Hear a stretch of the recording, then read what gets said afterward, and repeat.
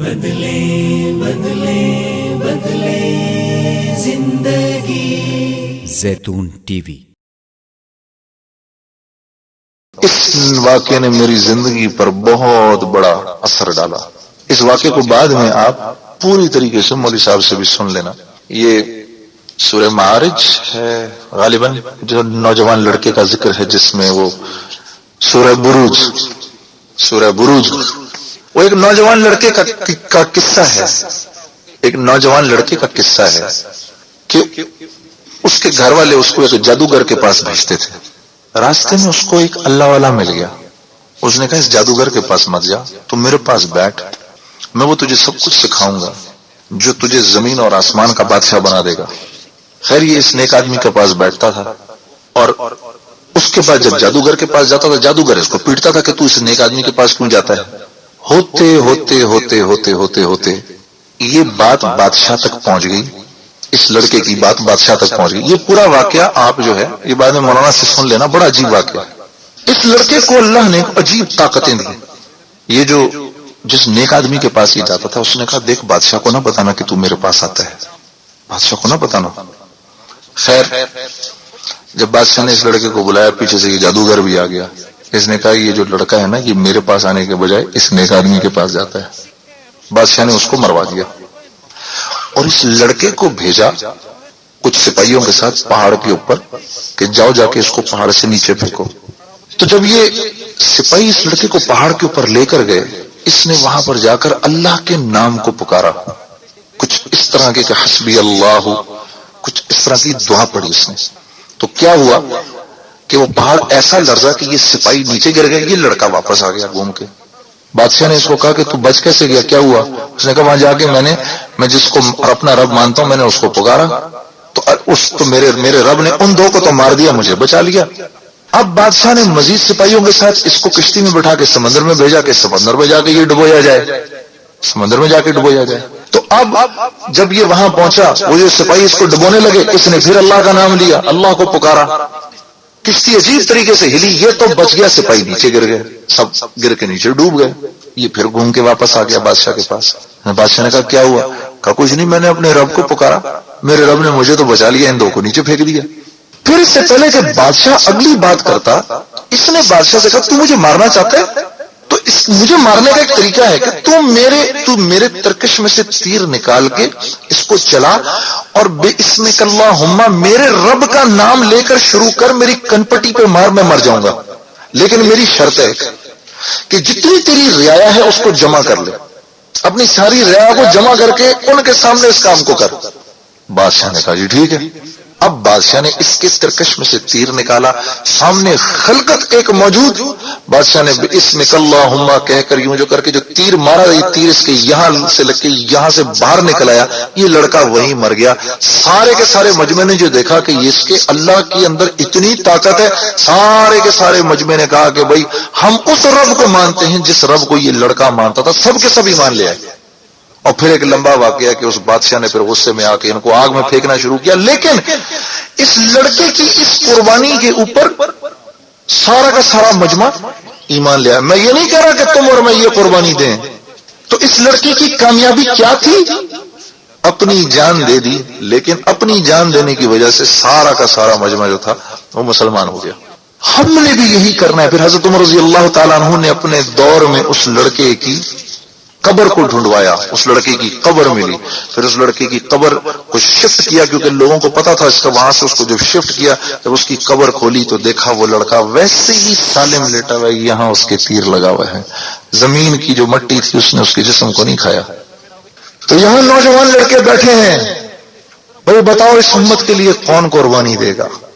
بتاؤ بھائی، ہاتھ کھڑا کر کے میرے نوجوان دوستو بتاؤ، اس امت کے لیے تم میں سے کون کون قربانی دے گا؟ دو گے نا؟ ہاں، لیکن صرف قربانی دینی نہیں ہے، قربانی کو اس مقام تک پہنچانا ہے کہ اللہ کو پیار آ جائے۔ ٹھیک ہے کہ جیسے دنیا کے معاملے میں کوئی بات کچھ نہیں آتا، کوئی بات نہیں ہے۔ نعمان بن مقرن رضی اللہ تعالیٰ عنہ کے بارے میں تو یہ آتا تھا، وہ اتنے سیدھے تھے کہ وہ فارس میں گئے، کھانا کھاتے ہوئے نا وہ سفید میدے کی روٹیاں تھیں نا، تو اس سے اپنے ہاتھ کو پوچھنا شروع کر دیا۔ صحابہ نے کہا یہ کھانے کی چیز ہے، کوئی کپڑا تھوڑی ہے. اتنے معصوم تھے، اتنے معصوم تھے کہ ایسے جا رہے تھے تو ناریل کے درخت کے اوپر ناریل لگے ہوئے تھے موٹے موٹے، تو کہنے لگے کیا شان ہے اس رب کی جس نے درخت کے اوپر پتھر اگا رکھے ہیں. صحابہ منہ مکڑ کے ہنسنا شروع کر دیا. اتنے دنیا کے معاملے میں معصوم تھے. اور اللہ کے رسول صلی اللہ علیہ وسلم ان کے بارے میں فرمایا کرتے تھے نعمان نے اگر کسی بات پر اللہ کی قسم کھا لی تو یہ ہو نہیں سکتا کہ اللہ اس بات کو پورا نہ کرے. ایمان کا لیول وہ تھی. یہ کامیاب لوگ ہیں. دنیا تھوڑی چھٹ بھی گئی، تھوڑی نہ بھی ملی، اور یہ ہو نہیں سکتا کہ دنیا اللہ لے واپس. یہ نہیں ہو سکتا. یہ ان لوگوں کی قربانیاں تھیں کہ وہ برداشت بھی کر سکتے تھے. ہمیں تو اور دنیا ملتی. میں سعید انور سے کہتا ہوں اکثر، میں کہتا ہوں یار سعید ہم تو جب سے تبلیغ میں آئے ہم نے تو استقبال ہی استقبال دیکھا. ہاں یہ نوجوان لڑکے، ارے تم لوگ جانتے نہیں کیا تم لوگ مس کر رہے ہو، کیا مس کر رہے ہو. کیا پتا تم میں سے کوئی مصعب بن عمیر ہو. ہاں خود تو شہید ہو گئے، سارے کے سارے انصار ان کے کھاتے میں ہیں، اور پورا قبیلہ اوس ان کے ہاتھ پر مسلمان ہوا، پورا قبیلہ خزرج ان کے ہاتھ پر مسلمان ہوا، ان کے ہاتھ پر مسلمان ہوا. تو میرے عزیزو کیا ہم میں بھی کوئی مصعب بن عمیر ملے. اور مجھے پتا چلا ہے کہ میری بہنیں بھی بیٹھ کر سن رہی ہیں یہ بات. 2 منٹ کی بات ان سے بھی کر لوں. میری بہنوں غور سے سنو میری اس بات کو کہ جو عورت گانے کی تھاپ کے اور طبلے کی تھاپ پر سر دھنتی ہے، یہ یاد رکھو اس کی کوکھ سے کوئی خالد بن ولید پیدا نہیں ہو سکتا، نہیں ہو سکتا، نہیں ہو سکتا. جو عورت گھر سے باہر نکلے اور اس کو اس بات کی فکر ہی نہ ہو کہ کون سا نامحرم اس کے چہرے کو دیکھ سکتا ہے، اس کی تربیت سے کوئی طارق بن زیاد نہیں بن سکتا، کوئی محمد بن قاسم نہیں پیدا ہو سکتا. اپنی حیثیت کو جانو، اپنی حیثیت کو پہچانو. تم محمد الرسول اللہ صلی اللہ علیہ وسلم کی امت کی بیٹیاں ہو، بیٹیاں ہو. تمہارا ماڈل فاطمہ تو زہرا ہے. تمہارا ماڈل وہ مغرب کی عورت نہیں جس کو کہ ٹیشو پیپر کی طرح استعمال کر کے پھینک دیا جاتا ہے. ان کو اپنا ماڈل نہ بناؤ. ہاں تمہارے چہرے کی زینت تمہارے چہرے پہ لگا ہوا تمہارا میک اپ نہیں، بلکہ حیا کا وہ جوڑا ہے جو تمہیں فطرت میں تمہارے نبی صلی اللہ علیہ وسلم سے ملا ہے. کبھی سوچا آپ نے کیا وجہ ہے کہ جو انسان توبہ کرتا ہے، جو مرد توبہ کرتا ہے، سب سے پہلے کہتا ہے بھائی میں آج کے بعد داڑھی نہیں کاٹوں گا. بھائی کبھی سوچا اس بات کو؟ کیا وجہ ہے؟ یہ داڑھی اس کی گٹھی میں ہے، فطرت میں ہے، اور یہ فطرت اس کو اس کے نبی سے ورثے میں ملی ہے. ہاں کیا وجہ ہے؟ وہ سر پہ ٹوپی کیوں رکھ لیتا ہے بھائی؟ شلوار قمیض کیوں پہن لیتا ہے؟ میں آج کے بعد پتلون قمیض نہیں پہنوں گا. قسم سے میں سوچتا بھی ہوں نا تو مجھے جھرجھری آ جاتی ہے کہ مجھے جینز پہننی پڑے گی. اتنی مصیبت کا کپڑا اوپر چڑھتا ہی نہیں ہے جی. سخت کپڑا، بدنما کپڑا، وہ سالا اس کو پیٹ اپنا بڑھتا جاتا ہے وقت کے ساتھ ساتھ. وہ اپنے آپ کو سمارٹ رکھنے کے لیے پیٹ اندر کھینچ کے وہ آدمی اس کو بند کر کے اس کو کر کے کیا یار. اور کیا جوکر لگتا ہے آدمی پھر اس کے بعد. ہاں ارے یہ عزت کا لباس ہے، یہ عزت کا لباس ہے. تو اللہ کے سامنے کیا مقام بنائے گا جب تجھ کو تیرے نبی کے طریقوں میں عزت نہ محسوس ہوئی؟ ہاں کیا مقام بنے گا تیرا؟ جن کے خون اور پسینے میں بہ کر یہ دین تجھ تک پہنچا، آج ان کے طریقوں میں کو اپناتے ہوئے تجھے آر آتی ہے. اور جنہوں نے تیری اپنی حفاظت کے لیے تیری نسلوں کو ختم کر دیا، ان کے طریقوں میں تجھے عزت محسوس ہوتی ہے. ذرا سوچ تو صحیح، ذرا سوچ تو صحیح کدھر جا رہا ہوں میں. یہ وجہ تھی میں نے گانے وانے چھوڑ دیے. میں نے کہا یہ میں کیا کر رہا ہوں. مجھ سے لوگ پوچھتے تھے جی گانا حرام ہے یا حلال؟ میں کہتا تھا یار یہ تو جا کے تم مولویوں سے پوچھو، علماء سے پوچھو. لیکن میں تم سے صرف ایک بات کرتا ہوں کہ آج جو حالت ہے امت مسلمہ کی، کیا ہم پر یہ جائز بنتا ہے؟ کیا آج ہمیں گانے والوں کی ضرورت ہے یا کسی ایسے کی ضرورت ہے ہمیں جھنجھوڑ کے بتائے کیا کر رہے ہو یار، کیا کر رہے ہو، کیا کر رہے ہو تم؟ ابو بکر، عمر، عثمان اور علی کے ماننے والے ہو. دیکھو تو صحیح ان کی زندگی کیا تھی. حضرت حمزہ رضی اللہ تعالیٰ عنہ جس دین کے لیے ان کا ناک کٹا، کان کٹے، پیٹ کٹا، جن کی حالت دیکھ کر اللہ کے رسول صلی اللہ علیہ وسلم نے قسم کھائی کہ اے میرے چچا تیری اس حالت کو دے میں 70 کافروں کو ماروں گا. پھر اللہ جل شانہ نے جبرائیل علیہ السلام کو بھیجا کہ آپ نبی ہیں، آپ کی شان کے خلاف ہے کہ آپ ایسی بات کریں. تو آپ صلی اللہ علیہ وسلم نے اپنی قسم کو واپس لیا. کل کو ان کے سامنے ہم کھڑے ہوں گے جی، وہ کیا کہیں گے کہ یہ میرے ناک کان اسی وجہ سے کٹے تھے. کہ مسلمان کی بیٹی جو ہے اس کے بڑے بڑے پوسٹر لگے ہوئے ہوں بورڈوں کے اوپر ہے جی.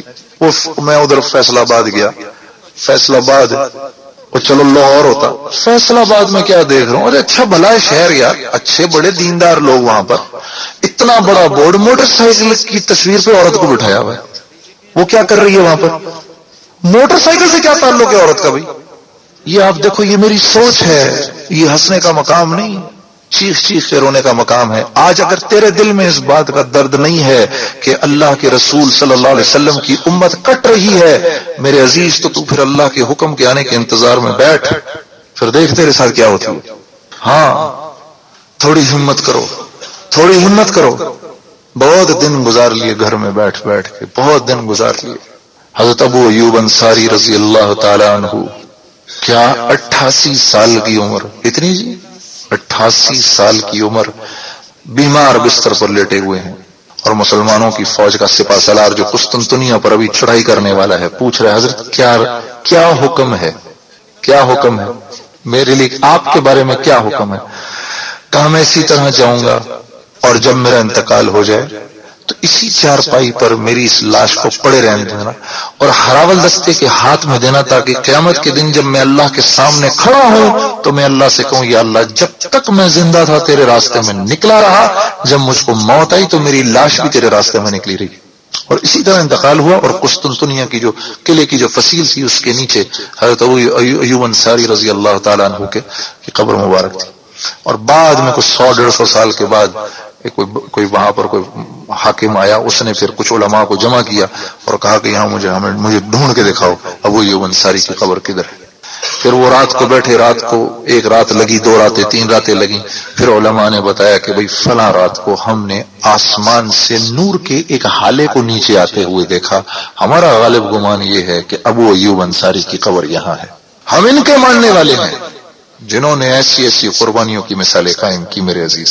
اس لیے اب گھر میں نہیں بیٹھنا, سب سے پہلے تو بھئی اس بات پر توبہ کرو, اپنی پچھلی زندگی پر بھئی سب توبہ کرے. ایک دفعہ منہ سے کہہ دو اے اللہ میری توبہ.